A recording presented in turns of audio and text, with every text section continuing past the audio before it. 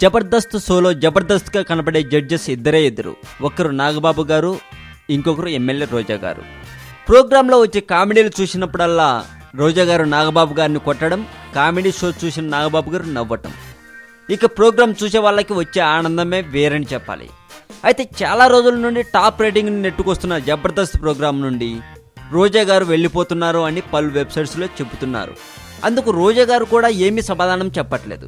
అంటే నిజంగానే రోజా గారు జబర్దస్త్ నుండి వెళ్ళిపోతున్నారా అన్న సందేహాలు బాగా రెట్టిపోయాయి. అయితే రోజా గారి ప్లేస్లోకి రమ్యకృష్ణ గారు వస్తున్నట్లు వార్తలు వస్తున్నాయండి. రమ్యకృష్ణ గారిని కొందరు నిజమేనా అని అడగ్గా ఆమె కూడా అవును అని సమాధానం ఇచ్చినట్టు చెప్పుకుంటున్నారు కొంతమంది.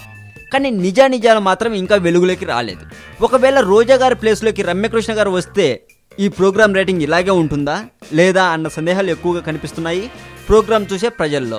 మరి ఇంతకీ రోజా గారు ఎందుకు ప్రోగ్రాం నుండి వెళ్ళిపోతున్నారు? ఈ సంగతిలోకి వస్తే రోజా గారికి పార్టీ మీటింగ్లకే టైం కుదరట్లేదు.